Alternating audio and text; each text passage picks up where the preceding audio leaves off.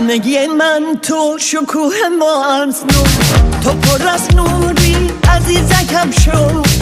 نوبت ما هم میرسد رو، ما پر از رنگیم سپید و سیاه. توی ساز قدیمی که بی خیال مایی، یه روز میبینی آخر که مال مایی. میبینی تنها تویی که بهترین صدایی، تو بهترین صدایی.